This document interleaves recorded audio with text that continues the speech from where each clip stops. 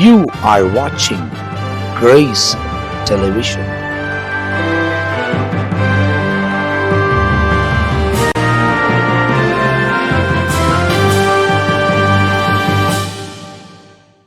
கிறிஸ்துவுக்குள் அன்பானவர்களே, ஆண்டவருடைய நாமம் மகிமைப்படும்படி உங்களுக்கு தேவ வார்த்தைகளை சொல்லும் பாக்கியத்தை இந்த அடிமைக்கு ஆண்டவர் கொடுத்ததற்காக கர்த்தருக்கு ஸ்தோத்திரம். இன்றைக்கும் 18ஆம் சங்கீதத்தின் 24 மீண்டும் அங்குள்ள வார்த்தைகளை உங்களுக்கு நான் சொல்ல விரும்புகிறேன். அதை படிக்கிறேன் பாருங்க. ஆகையால் கர்த்தர் என் நீதிக்கும் தம்முடைய கண்களுக்கு முன்னிருக்கிற என் கைகளின் சுத்தத்திற்கும் தக்கதாக எனக்கு பலன் அளித்தார். நீதிக்கு பலனளிக்கும் தேவன். நீதியாய் இருக்கிறவர்களுக்கு நல்ல பலனளிக்கும் தேவன். இதை தான் இதில் பார்க்கிறோம். சரி, என்ன நடந்தது இவர் வாழ்க்கையில்? என்ன நீதி? 21 படிக்கிற பாருங்க. கர்த்தருடைய வழிகளை கை கொண்டு வந்தேன், நான் என் தேவனுக்கு துரோகம் பண்ணினதில்லை. கவனிக்கிறீங்களா? ஆண்டவருக்குன்னு ஒரு நல்ல வழி இருக்கு, வழி காட்டுறார். நான் அதை கை கொண்டு வந்தேன். தேவன் காட்டுகிற வழியை யாரும் விட்டு விலகக்கூடாது, அதை கை கொண்டு நடக்கணும். தாவீது அப்படி இருந்தார். நான் என் தேவனுக்கு துரோகம் பண்ணினதில்லை. துரோகம் பண்ணலை அப்படின்னா நான் பாவம் செய்யலை, நாங்கள் என் ஆண்டவருக்கு துரோகம் பண்ணலை. 1-2 முறை தப்புன்னார், அது வேற. ஆனால் இந்த சங்கீதம் சொல்லும்போது அவர் மனசு சொல்லுது, நான் துரோகம் பண்ணல ஆண்டவரேன்னு. அப்போது தேவன் எவ்வளோ நன்மைகளை செய்து கொண்டு இருக்கிறார், எத்தனையோ வழிகளை காட்டி கொண்டு இருக்கிறார், எப்படியோ நம்மை உயர்த்தி கொண்டு இருக்கிறார். அந்த அன்புள்ள ஆண்டவருக்கு நாம் துரோகம் பண்ணக்கூடாது. உங்களை துரோகம்னா என்ன? நம்பினவர்களுக்கு காட்டுகிறதான காரியம். உங்களுக்கு அன்பு செலுத்துகிறாங்க, உங்களுக்கு உதவி செய்கிறாங்க, நீங்கள் நல்லா இருக்கணும்னு யோசிக்கிறாங்க. ஆனால் அவர்களோ உங்களுக்கு துரோகம் பண்ணுறாங்க. நம்பிக்கை துரோகம். யூதாஸ் நம்பிக்கை துரோகம் பண்ணி நாம் பாருங்க, அவன் நிலைமை என்ன ஆச்சு? நம்பினவங்களுக்கு துரோகம் பண்ணக்கூடாது. ஆனால் தாவீது சொல்கிறார், நான் அப்படி பண்ணலை. 22ஆம் வசனத்தில் அவருடைய நியாயங்களையெல்லாம் எனக்கு முன்பாக நிறுத்தினேன். ஆண்டவர் யார்? நீதி நியாயம் உள்ளவர். அவர்கிட்ட அநீதி இல்லை. அவருடைய நியாயங்கள் எல்லாம் எனக்கு முன்னால் நிறுத்தின. நான் யோசித்து பார்த்தேன், அவருடைய கற்பனைகளை பார்த்தேன், அவருடைய வார்த்தைகளை அறிந்தேன். அதை நான் மறக்கலை. கர்த்தரை எப்பொழுதும் எனக்கு முன்பாக வைத்திருக்கிறேன்னு சொன்ன இதே மனுஷன் இப்போ அவருடைய நீதி நியாயங்களை எனக்கு முன்பாக நான் வைக்கிறேன். இப்போ எவ்வளவு ஒரு நல்ல இதயம் பாருங்களேன். அவருடைய பிரமாணங்களை நான் தள்ளி போடவில்லை. நிறைய பேர் தள்ளி போட்டாங்க. இந்த தாவீதுக்கு முன்னால் இருந்த சவுல் கர்த்தருடைய பிரமாணத்தை தள்ளிவிட்டார்.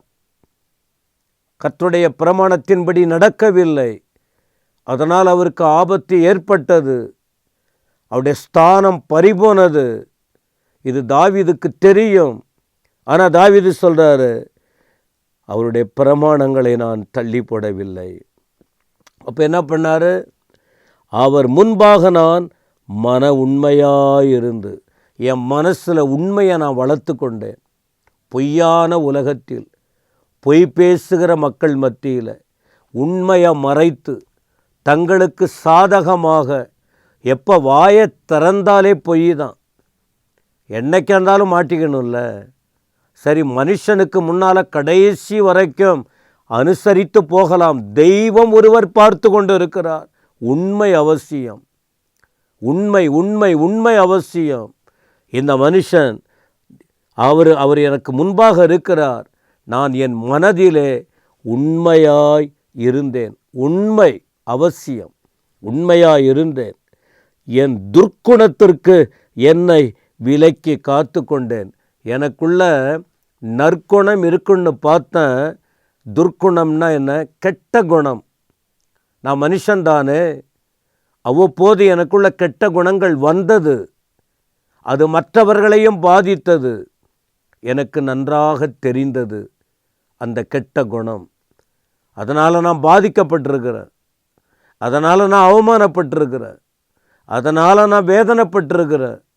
அதனால் மற்றவர்களுக்கு விரோதமாக மற்றவர்கள் என்னை விரோதித்திருக்காங்க. எனக்கு புரிஞ்சுது. ஆனால் நான் அப்படி அனுபவம் இருந்ததுனால என்ன துர்க்குணத்துக்கு நற்குணத்தை கொடுக்கிற ஆண்டவருக்கு முன்னால் அவரை நான் அறிந்து கொண்டது நிமித்தம் துர்க்குணத்திற்கு கெட்ட குணத்திற்கு என்னை விலக்கி காத்து கொண்டேன். ஆகையால், இந்த வார்த்தையெல்லாம் படித்து பார்த்தீங்க பாருங்க. ஆகையால் இப்படி ஒவ்வொரு காரியத்திலும் எனது வாழ்க்கையை யோசித்து தெளிவுடன் நடக்க நான் முயற்சி செய்ததினாலே என் நீதிக்கு கர்த்தர் என் நீதிக்கும் தம்முடைய கண்களுக்கு முன்னிருக்கிற என் கைகளின் சுத்தத்திற்கும் தக்கதாக எனக்கு பலன் அளித்தார். ஹல்லேலூயா. கர்த்தருடைய நாமத்திற்கு ஸ்தோத்திரம். அவருடைய வாயின் அறிக்கையை பாருங்க. நீதி.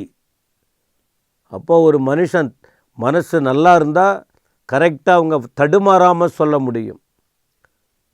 அநீதியை வைத்து கொண்டு நான் நீதியாக இருக்கிறேன்னு சொன்னால் அவங்க மனசு நல்லா இருக்கும்னு நினைக்கிறீங்களா? குத்திக்கிட்டு இருக்கும். அவங்க இருதயம் தடுமாறிக்கிட்டு இருக்கும். ஆனால் தைரியமாக சொல்கிறாரு, என் நீதி, நான் நீதியுள்ளவனாக இருக்கிறேன். என் ஆண்டவருக்கு முன்னால் நான் நீதியாக இருக்கிறேன்.